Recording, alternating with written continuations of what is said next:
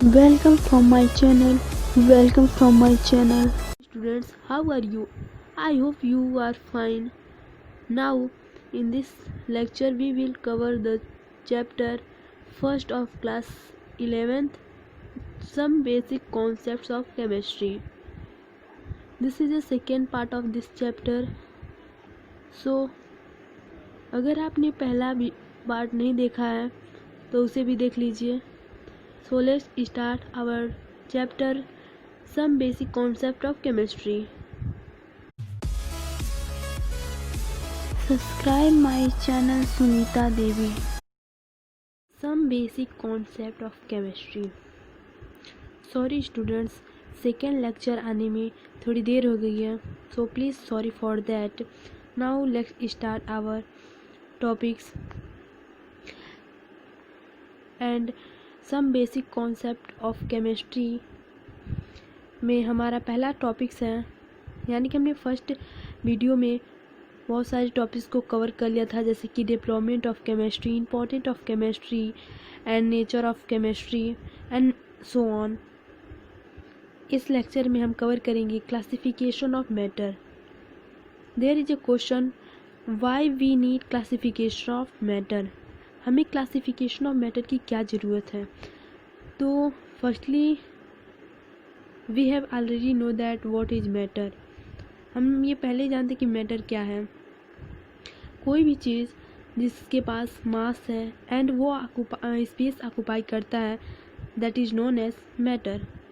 For example pen, your book, this copy, water, animal, plants, etc. are matter. And why they are matter? Because they have mass and they occupy space.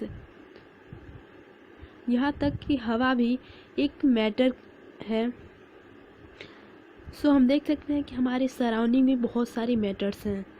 Water, plant, animals and so on. So इन सबको classify करने की इसलिए ज़रूरत पड़ी क्योंकि हम सबको एक नाम से नहीं जान सकते. अगर हमें सारे जो मैटर्स हैं उन्हें आइडेंटिफाई करने के लिए उनके बारे में जानना है तो हम नहीं जान सकते, क्योंकि वो सारे क्लासिफाई नहीं हैं, वो सारे मैटर मिक्स हैं. सो हम ये आइडेंटिफाई नहीं कर सकते हैं कि कौन सा मैटर क्या है और उसकी प्रॉपर्टी क्या है, क्योंकि हर एक मैटर की अलग अलग प्रॉपर्टी होती है. जैसे कि वाटर की बात करें तो वाटर भी एक मैटर है. एयर की बात करें तो एयर भी एक प्रकार का मैटर ही है. लेकिन इन दोनों एयर और वाटर में जो एयर है एंड वाटर है, ये दोनों मैटर हैं, लेकिन इन दोनों की प्रॉपर्टी जो है डिफरेंट है. तो हमें वाटर और एयर में क्लासिफाई करना, अगर हम इन दोनों को के बारे में जानना है, आइडेंटिफाई करना है, सो हमें इसे क्लासिफाई करना होगा.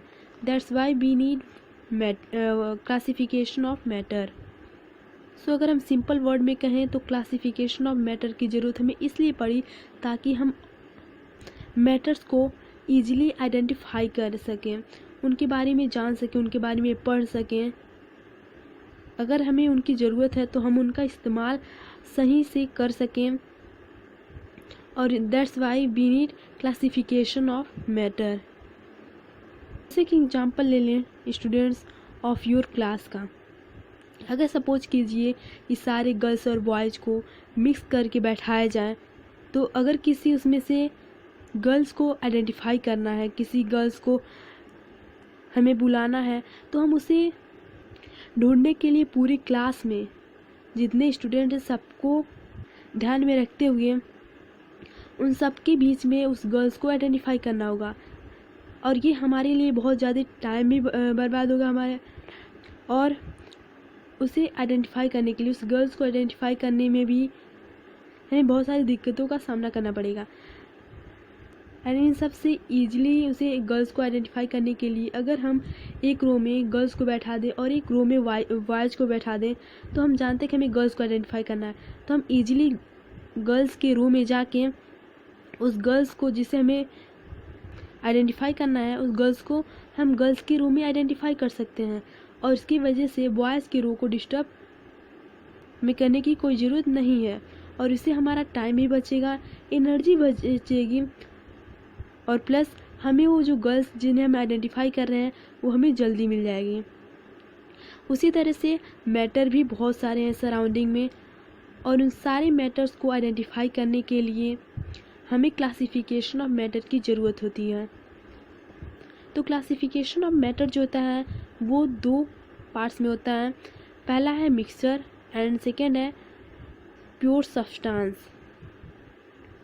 अगर हम प्योर सब्सटेंस की बात करें तो अगर हम हर एक चीज़ को बारीकी से देखें तो कोई भी सब्सटेंस हमें प्योर नहीं मिलेगा। अगर एग्जांपल हम मिल्क का ले लें, अगर हम एग्जांपल मिल्क का लेते हैं तो ये भी प्योर नहीं है। क्यों नहीं प्योर है? क्योंकि मिल्क में भी बहुत सारे सब्सटेंस पाए जाते हैं, जैसे calcium, vitamins and so on. So we can say that milk is not pure but still it is pure substance. और ऐसा क्यों है? ऐसा इसलिए है क्योंकि मिल्क एक कंपाउंड है, और उस कंपाउंड के अंदर ये सारे सब्सटेंस लाइक विटामिन्स, कैल्शियम, ये सारे सब्सटेंस जो हैं एक कंपाउंड के अंदर फाउंड होते हैं, और उस कंपाउंड को हम मिल्क कहते हैं। That's why pure theory milk is a pure substance. तो अगर हम प्योर सब्सटेंस की डिफिनीशन की बात करें तो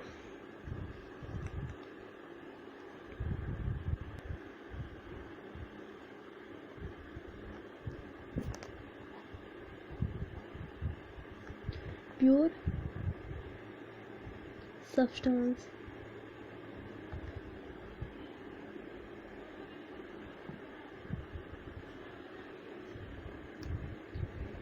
when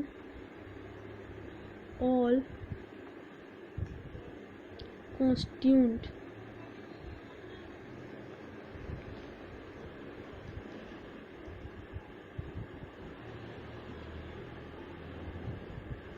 particles of a substance are same in chemical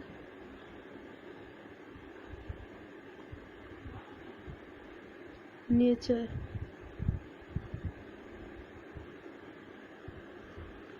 it is known as pure substance. Pure substance किसे कहते हैं? एक सब्सटेंस ले लें, कोई भी सब्सटेंस हो, उसकी जो पार्टिकल्स हैं अगर वो सारे पार्टिकल्स सेम हो इन केमिकल नेचर में, that substance is known as pure substance. Pure substance की एक और खासियत होती है कि जो भी एलिमेंट्स या जो भी पार्टिकल्स प्योर सब्सटेंस में प्रेजेंट होते हैं वो सेम रेशियो में होते हैं, आर फिक्स्ड रेशियो में होते हैं, वो चेंज नहीं होते हैं। उससे पहले हमारा पहला टॉपिक जो मिक्सचर है ये छूट गया था। अब हम कवर करेंगे मिक्सचर कि मिक्सचर क्या होता है।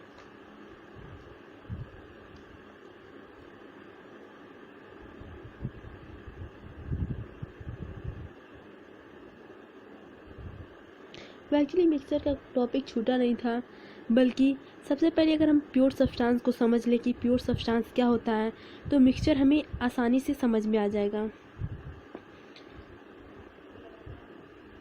आई होप आप लोग को प्योर सब्सटेंस क्या होता है ये समझ में आ गया होगा। ऐसे सब्सटेंस जिनके पार्टिकल्स, जो भी सब्सटेंस में पार्टिकल इन्वॉल्व हैं उन सब की केमिकल नेचर सेम हो तब वो प्योर सब्सटेंस कहा जाएगा। उसके बाद आता है हमारा mixture.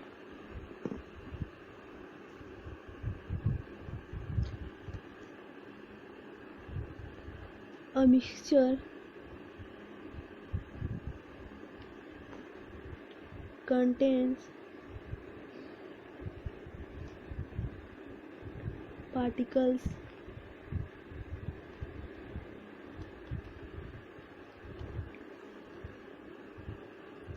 of 2 or more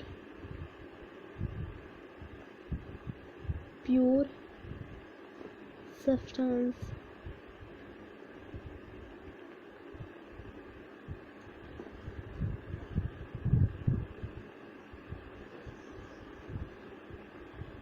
which may be present in it in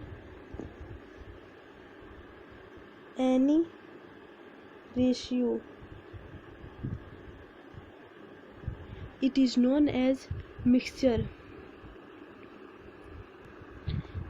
mixture ऐसे पार्टिकल्स जिनमें 2 or more pure substance present होते हैं इन डिफरेंट रेशियो, यानी कि हम जानते हैं जब प्योर सब्सटेंस में जो पार्टिकल्स प्रेजेंट होते हैं वो सेम रेशियो या फिर फिक्स्ड रेशियो में प्रेजेंट होते हैं, लेकिन मिक्सचर में ऐसे सब्सटेंस जिनमें 2 या 2 से अधिक प्योर सब्सटेंस प्रेजेंट होते हैं उन्हीं को हम मिक्सचर कहते हैं।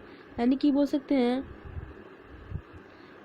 The group of pure substance in different ratio is known as mixture. Pure substance के 2 या 2 से अधिक प्योर सब्सटेंस अगर हैं किसी पार्टिकल में तो वो मिक्सचर कहलाएगा।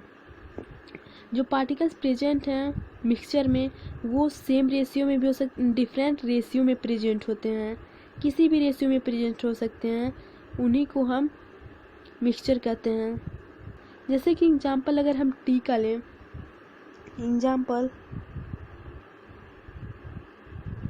अगर हम टी का एग्जांपल लें तो टी में देख सकते हैं कि जितना हम पानी डालते हैं उससे कम हम चाय पत्ती डालते हैं, शुगर भी वाटर से कम ही डालते हैं, मिल्क भी वाटर से कम ही डालते हैं। यानी कि जो भी सब्सटेंस हम टी में डालते हैं वो वाटर से कम होता है। यानी कि टी लीव्स हो गया, शुगर हो गया, etc, मिल्क हो गया, जो भी चीज़ें हम डालते हैं वो सारी सेम रेशियो में नहीं होती हैं। वही यहाँ कहना चाह रहा है कि present in it in any ratio, किसी भी रेशियो में वो प्रेजेंट हो सकती है, वो रेशियो फिक्स नहीं होता है। लेकिन अगर यही सब्सटेंस में जो रेशियो होते हैं वो पार्टिकल्स के जो रेशियो होते हैं वो फिक्स होते हैं। आई होप आप लोग को मिक्सचर क्या होता है ये समझ में आ गया होगा कि मिक्सचर ऐसे सब्सटेंस को कहते हैं जिनमें 2 or more pure substance present होते हैं in any ratio.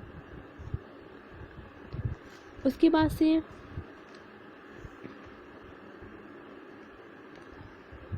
There are two types of mixture. Mixture के भी 2 प्रकार होते हैं एंड दे आर, पहला होता है होमोजीनियस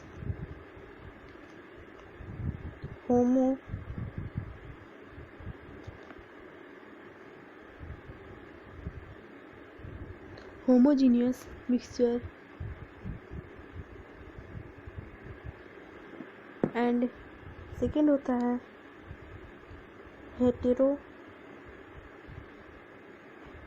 हेटेरोजीनियस मिक्सचर।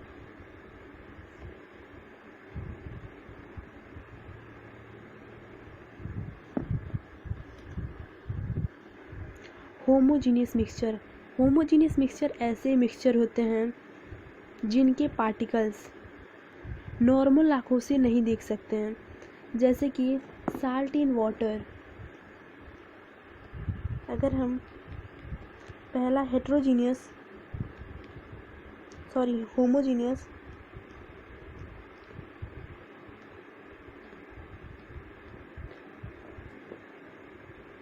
मिक्सचर का एग्जाम्पल देखें तो example sugar in water, salt in water।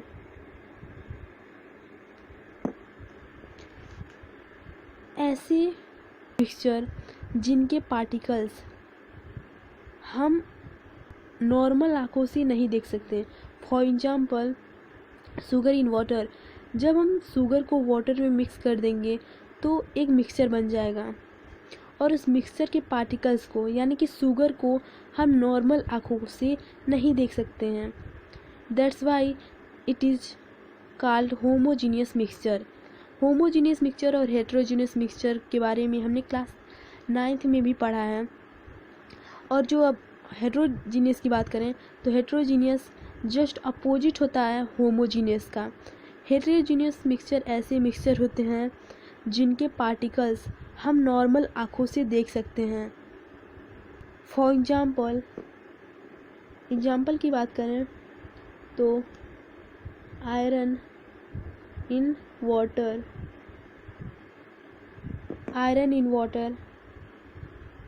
Sand in water, ये सारे जो मिक्सचर हैं इन्हें हम हेट्रोजीनियस मिक्सचर कहते हैं। और हेट्रोजीनियस मिक्सचर इसलिए कहते हैं क्योंकि इनके जो सब्सटेंस के जो पार्टिकल्स हैं यानी कि जो मिक्सचर के पार्टिकल्स हैं वो हम नॉर्मल आँखों से देख सकते हैं। अगर आयरन को हम वाटर में मिक्स कर दें तो हम आयरन को नॉर्मल आँखों से आसानी से देख सकते हैं। That's why it is called heterogeneous mixture and sugar in water is called homogeneous mixture. अब तक हमने देखा द टाइप्स ऑफ मिक्सचर के बारे में। इसके बाद हम बात करेंगे types of pure substance. Pure substance के कितने सब ग्रुप्स होते हैं।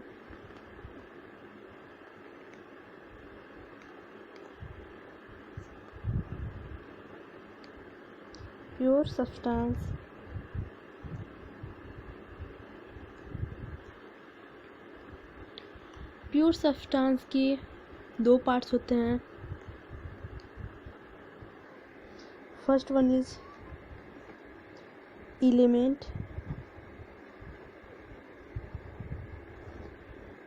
And second compound.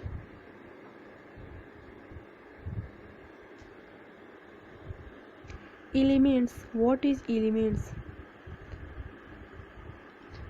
The group of same atoms or molecules combine together and form elements.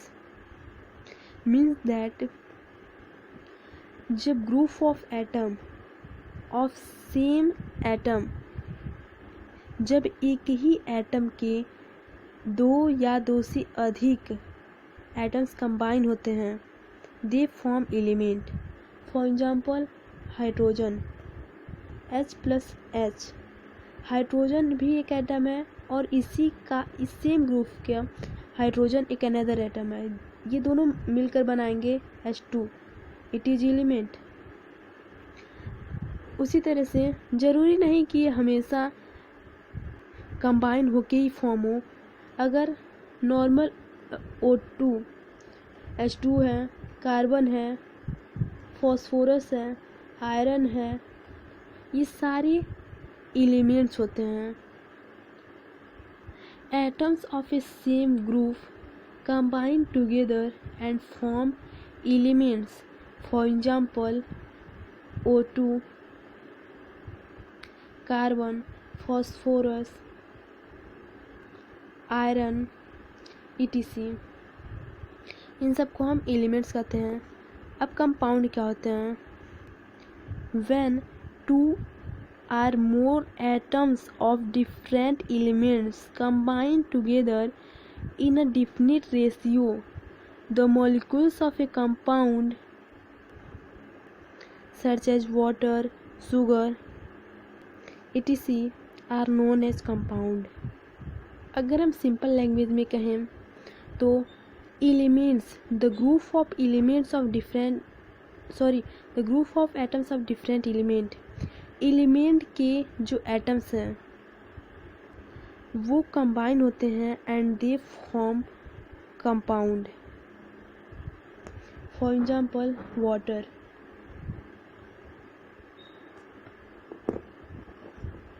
Water की बात करें तो अगर इसका केमिकल फॉर्मूला होता है H2O। H2O में H एक एलिमेंट है, O भी एक एलिमेंट है। दो different elements combine together and they form compound. इनके सॉल्यूशन को यानी कि इनके कॉम्बिनेशन को हम कंपाउंड कहते हैं। NaCl में देखें तो भी Na एक अदर एलिमेंट है, Cl एक अदर एलिमेंट है।